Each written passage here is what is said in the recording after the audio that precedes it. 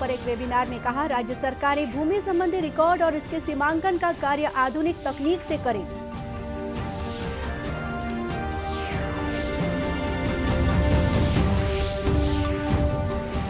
राज्यपाल अनुसुईया उइके आजादी के अमृत महोत्सव के तहत रायपुर में आयोजित विज्ञान उत्सव में शामिल हुई। विज्ञान और तकनीक आधारित पोस्टर प्रदर्शनी का भी शुभारंभ किया।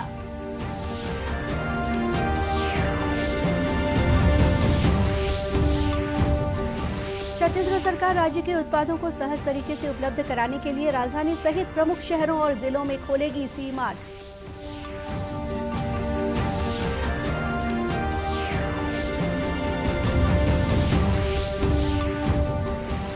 और कोरिया जिले में कोसा उत्पादन में लगातार हो रही है वृद्धि। जिले में रोजगार के अवसर भी बढ़े।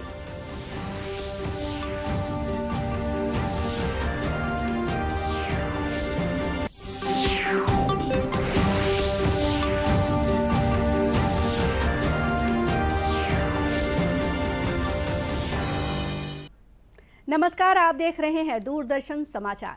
मैं हूं गोपा सान्याल। अब समाचार विस्तार से। प्रधानमंत्री नरेंद्र मोदी ने ग्रामीण आबादी को कृषि सहित अन्य क्षेत्रों में नई तकनीकों का ज्ञान देकर ग्रामीण भारत की नई छवि बनाने पर जोर दिया। ग्रामीण विकास के लिए बजट संबंधी घोषणाओं पर एक वेबिनार को संबोधित करते हुए श्री मोदी ने कहा कि 2022 के बजट में ग्रामीण क्षेत्रों, पूर्वोत्तर और आकांक्षी जिलों के विकास के लिए एक विशेष रोड मैप तैयार किया है। उन्होंने कहा कि इस बजट में प्रधानमंत्री आवास योजना, ग्रामीण सड़क योजना और जल जीवन मिशन जैसी विभिन्न योजनाओं का लक्ष्य हासिल करने के लिए एक स्पष्ट रोड मैप तैयार किया गया है। श्री मोदी ने कहा कि भूमि संबंधी दस्तावेजों का डिजिटलीकरण और भूमि सीमांकन संबंधी कार्यों को टेक्नोलॉजी से जोड़ना समय की मांग है। श्री मोदी ने राज्य सरकारों से कहा कि वे समय समय पर भूमि संबंधी दस्तावेजों और इसके सीमांकन का समाधान आधुनिक तकनीक से करें। उन्होंने कहा कि गांव विशेषकर आवास और भूमि के उचित सीमांकन की जरूरत है और इसे प्रधानमंत्री स्वामित्व योजना के तहत सफलतापूर्वक किया गया है। प्रधानमंत्री ने कहा कि इस योजना के तहत सरकार ने 40 लाख से ज्यादा संपत्ति कार्ड वितरित किए हैं। उन्होंने कहा कि ब्रॉडबैंड कनेक्टिविटी से गांव में न सिर्फ सुविधाएं उपलब्ध होंगी बल्कि बड़ी संख्या में युवाओं में कौशल विकास में भी मददगार होंगी। डिजिटल कनेक्टिविटी अब एक एस्पिरेशन भर नहीं है बल्कि आज की जरूरत है। ब्रॉडबैंड कनेक्टिविटी से गांवों में सुविधाएं नहीं मिलेगी बल्कि ये गांवों में स्किल युवाओं का एक बड़ा पूल तैयार करने में भी मदद करेगा।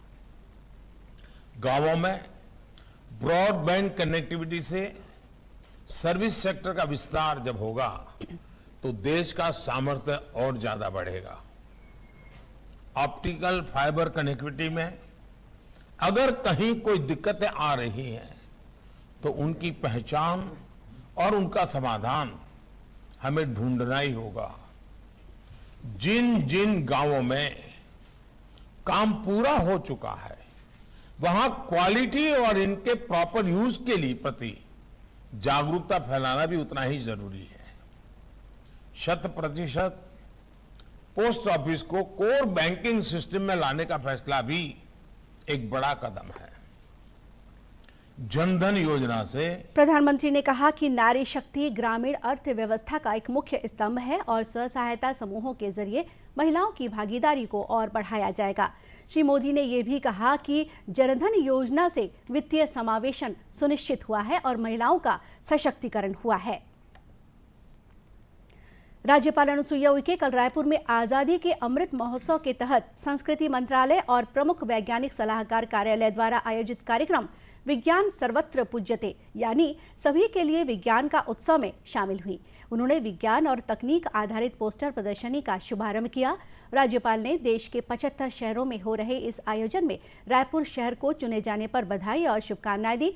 इस मौके पर उन्होंने कहा कि 28 फरवरी तक चलने वाले इस आयोजन में विज्ञान और तकनीक पर आधारित विभिन्न गतिविधियों और प्रतियोगिताओं के माध्यम से विद्यार्थियों के साथ ही आम लोगों को बहुत महत्वपूर्ण जानकारियां मिलेंगी। विज्ञान के क्षेत्र में भारत के वैभव और गौरवशाली इतिहास को जानने समझने के लिए लगाई गई पोस्टर प्रदर्शनी से न केवल विद्यार्थी प्रोत्साहित होंगे बल्कि विज्ञान और तकनीक के क्षेत्र में अपना योगदान भी देंगे। केवल इन 75 प्रकार के जो तरह के कार्यक्रम आयोजित होंगे और इसके लिए केवल रविशंकर विश्वविद्यालय को ही चुना गया। ये हम सब के लिए बहुत बड़ी गर्व की बात है। और साथ ही नेक में भी विश्वविद्यालय में नंबर 1 ग्रेड इस रविशंकर विश्वविद्यालय को मिला है और इसके लिए मैं इस विश्वविद्यालय के कुलपति और उनकी पूरी टीम को बधाई देती हूँ। कार्यक्रम में मानव संसाधन विकास केंद्र और वैज्ञानिक तथा औद्योगिक अनुसंधान परिषद के निदेशक राजेंद्र सिंह सांगवान ने मानव उद्भव से लेकर विज्ञान के बढ़ते दायरे और प्रगति का क्रमिक उल्लेख किया। पंडित रविशंकर शुक्ल विश्वविद्यालय के कुलपति डॉक्टर के.एल. वर्मा ने भी कार्यक्रम को संबोधित किया। छत्तीसगढ़ के उत्पादकों के लिए एक अच्छी खबर है। छत्तीसगढ़ सरकार राज्य के उत्पादों को सहज तरीके से उपलब्ध कराने के लिए सी मार्ट खोलने जा रही है। इन सी मार्ट में छत्तीसगढ़ के उत्पादों की ही बिक्री होगी। इसके लिए राजधानी सहित छत्तीसगढ़ के प्रमुख शहरों और जिलों में सी मार्ट खोले जाएंगे। इन सी मार्ट की स्थापना का प्रमुख उद्देश्य छत्तीसगढ़ के उद्यमियों, स्व सहायता समूहों और स्थानीय उत्पादकों को फायदा पहुंचाना और उन्हें व्यवसाय के लिए प्रेरित करना है। मुख्य सचिव अमिताभ जैन की अध्यक्षता में सी मार्ट की स्थापना के संबंध में उच्च अधिकार प्राप्त हाई पावर कमेटी की पहली बैठक कल मंत्रालय में हुई। मुख्य सचिव ने बैठक में कहा कि मुख्यमंत्री भूपेश बघेल की मंशानुसार छत्तीसगढ़ में उत्पादित उपभोक्ता प्रोडक्ट्स को एक ही छत के नीचे विक्रय करने के लिए सी मार्ट की स्थापना की जा रही है। मुख्य सचिव ने इसके लिए राज्य के विभिन्न जिलों में सी मार्ट के लिए जगह का चुनाव करने और डिजाइन तैयार करने के लिए विभागीय अधिकारियों को निर्देश दिए। सी मार्ट स्थापना के लिए नोडल विभाग वाणिज्य और उद्योग विभाग है। इसमें छत्तीसगढ़ लघु वनोपज संघ की भूमिका महत्वपूर्ण होगी। हाई पावर कमेटी की बैठक में सी मार्ट की स्थापना, प्रोडक्ट्स की ब्रांडिंग, मार्केटिंग, वेयरहाउसिंग, फ्रेंचाइजी और अन्य तथ्यों पर भी चर्चा की गई। जांजगीर चांपा जिले के कुदरी गांव में जल जीवन मिशन के तहत ग्राम सभा का आयोजन किया गया। ग्रामीण स्वास्थ्य यांत्रिकी विभाग द्वारा आयोजित इस कार्यक्रम में महिलाएं और छात्र छात्राएं भी शामिल हुई। इस दौरान लोगों को जल संरक्षण के लिए प्रेरित करने विभिन्न स्पर्धाओं का आयोजन किया गया। छात्र छात्राओं ने एक रैली भी निकाली और जल जीवन मिशन अभियान से लोगों को जोड़ने की अपील की। इस दौरान ग्रामीणों ने जल का परीक्षण भी कराया। अधिकारियों ने बताया कि गांव में जल की गुणवत्ता काफी अच्छी है। जल सभा में उपस्थित गांव के वरिष्ठ ग्रामीणों ने जल के महत्व को बताते हुए अपनी बातें रखी और जल संरक्षण के प्रति लोगों को जागरूक किया। वहीं स्कूल के शिक्षकों ने लोगों को जल ही जीवन है का संदेश दिया। जल सभा के आयोजन में हमको बुलाया गया तो यहाँ पर तो ये हमको देखने को मिला कि पानी तो हर जगह होती है, बट उसकी प्योरिटी कैसी है, उसको कैसे सुधारा जा सकता है, किस कारण से है, क्लोरीन की कमी से है कि कैल्शियम ज़्यादा है कि पीएच लेवल ज़्यादा है, ये सब हमको यहाँ टेस्टिंग के माध्यम से भी पता चला। और मेन उद्देश्य यहाँ का ये था कि जल को कैसे बचाएं, तो उसके लिए एक छोटा सा यहाँ पर बच्चों के द्वारा प्रतियोगिता, उसमें गांव के लोग भी सहयोगी बने। तो ये बहुत अच्छा कार्यक्रम था। यहाँ पर लोगों को बहुत अच्छी सीख मिली कि जल को हमको किस तरह से बचाना है। ये संदेश हमारे गांव वाले को दिया और इनके द्वारा लेब का भी प्रशिक्षण किया गया। उसमें जैसे मैं रखा हूँ, मैं अपने घर का पानी लेकर आया हुआ था और इस पानी को जांच कराया हूँ और जांच कराने के बाद में इसका जो मेरा पानी का जानकारी था, पीने के लायक है या नहीं है, इनके मेरे को जानकारी मिल गया। और ऐसी कार्यक्रम हर गाँव में होना चाहिए और इससे हमारे गाँव के लोगों को जल हमारे जीवन के लिए कितना महत्वपूर्ण है इसकी अच्छी से जानकारी हो सकती है और इसके माध्यम से हम लोग जल को कैसे बचा सकते हैं हमारे आने वाली पीढ़ी के लिए, ये हमारे लिए अच्छा संदेश है। गौरतलब है कि जल जीवन मिशन की घोषणा प्रधानमंत्री नरेंद्र मोदी ने 15 अगस्त 2019 को की थी। यह मिशन भारत के सभी दूर सुदूर गांवों के हर घर तक शुद्ध पेयजल पहुंचाने का लक्ष्य 2024 तक पूरा करेगा। मिशन के तहत छत्तीसगढ़ के दूर दराज के गांवों में भी शुद्ध पेयजल पहुंचाने का काम जारी है। कोसा उत्पादन में देश में प्रमुख स्थान रखने वाले छत्तीसगढ़ के पारंपरिक मनमोहक रेशमी कपड़ों ने राज्य को विशिष्ट पहचान दिलाई है। राज्य में कोसा उत्पादन के मामले में कोरिया जिला भी अग्रणी जिलों में शामिल है। जिले में पिछले वर्ष की तुलना में इस बार 4,27,000 नग से अधिक कोसा उत्पादन हुआ है। जिला रेशम विभाग के अधिकारी श्याम कुमार ने बताया कि जिले में कोसा की 3 प्रजातियों के कीड़े पालने का काम किया जाता है, जिसमें शहतूत मलबरी कृमि पालन, टसर डाबा कीट पालन और नैसर्गिक रैली कोसा कीट पालन शामिल हैं। टसर रेशम केंद्र कोरिया जिले में 14 है और मलबरी रेशम जिसमें शहतूत कीट पालन किया जाता है वो 2 हैं। अभी हम प्रदेश में अग्रणी जिलों में शामिल हो चुके हैं और हमने अभी इस वर्ष 19,17,000 के करीब कोसा का उत्पादन किया है, जिससे अधिक से अधिक समूह की महिलाओं को रोजगार प्राप्त हुआ और आगे भी इस कार्य को बढ़ावा दिया जाएगा ताकि अधिक से अधिक लोग इस जो इको फ्रेंडली एक्टिविटी है जो उससे जुड़कर अधिक से अधिक इनकम प्राप्त करें। बैकुंठपुर विकासखंड के जामपारा कोसा उत्पादन केंद्र में रेशम महिला स्व सहायता समूह की 70 महिलाएं रेशम उत्पादन का काम कर रही हैं। महिलाओं ने अब तक 3 लाख रुपए का शुद्ध लाभ अर्जित किया है। इन महिलाओं को रेशम उत्पादन का विधिवत प्रशिक्षण भी दिया गया है। कोरिया कलेक्टर कुलदीप शर्मा ने बताया कि जिले में कोसा उत्पादन बढ़ाने के लिए अनेक प्रयास किए जा रहे हैं, जिससे क्षेत्र में रोजगार के अवसर भी बढ़ रहे हैं। किया गया है और वहाँ पे किस तरीके से प्रोडक्शन हो रहा है और किस तरीके से वीविंग का कार्य हो रहा है उसका निरीक्षण किया गया और उसकी संभावनाएं तलाशी गई कि किस तरीके से उसमें बेहतर किया जा सके। हाँ, और हमारी कार्य योजना ये है कि इस वर्ष जो हमारा प्रोडक्शन रहा है अब तक उसको डबल करने का हमारी प्लानिंग है।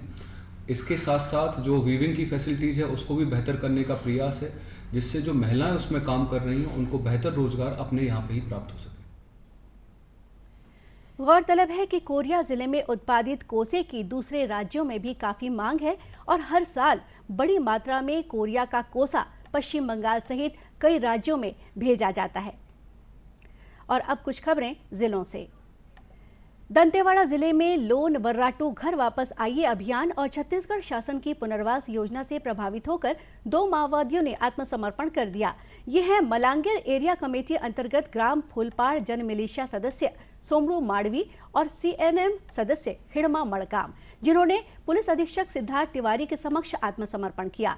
इन माओवादियों ने अब समाज की मुख्यधारा से जुड़कर विकास में सहयोग करने की इच्छा व्यक्त की है। इनके खिलाफ वर्ष 2013 में नक्सली बंद के दौरान ग्राम फूलपाड़ के बालक आश्रम को क्षतिग्रस्त करने का मामला दर्ज है।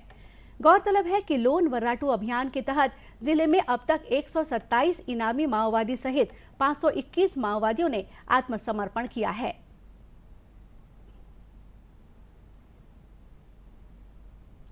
राजनांदगांव जिले में पुलिस और वन मंडल की टीम ने वाहन चेकिंग के दौरान तेंदुआ की खाल के साथ 3 आरोपियों को गिरफ्तार किया है। 2 आरोपी फरार हैं। गंडई के वन मंडल अधिकारी ML सिदार ने बताया कि मुखबिर की सूचना के आधार पर कल गंडई से सालेवारा सड़क मार्ग पर रेंगाखार वनोपज जांच नाके में एक वाहन की जांच के दौरान तेंदुए की खाल बरामद की गई। मौके से 3 आरोपियों की गिरफ्तारी हुई है। 2 अन्य आरोपी अंधेरे का फायदा उठाकर फरार हो गए। सालेवारा थाना प्रभारी विकास बघेल ने कहा है कि इस मामले में शामिल अन्य लोगों की गिरफ्तारी भी जल्द कर ली जाएगी।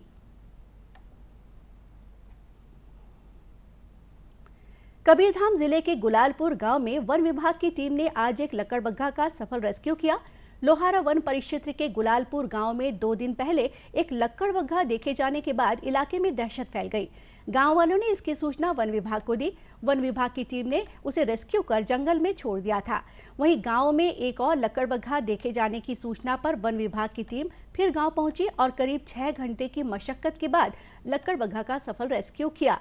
वन विभाग के उड़नदस्ता प्रभारी रमेश तिवारी ने बताया कि लकड़बग्घा को कैद कर मुख्यालय लाया गया, जहां प्राथमिक उपचार के बाद उसे भोरमदेव अभयारण्य में छोड़ने की तैयारी की जा रही है। दर्शकों, दूरदर्शन केंद्र रायपुर से प्रसारित होने वाले प्रादेशिक समाचार को आप YouTube पर भी देख सकते हैं। हमारे YouTube channel Chhattisgarh DD news पर प्रादेशिक समाचार उपलब्ध रहेगा। YouTube चैनल का लिंक और QR कोड आप स्क्रीन पर देख सकते हैं।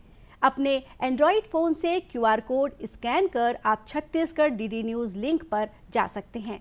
इसके अलावा छत्तीसगढ़ DD न्यूज़ फेसबुक और ट्विटर पर भी उपलब्ध है। और इसी के साथ ये समाचार बुलेटिन यही समाप्त हुआ। नमस्कार।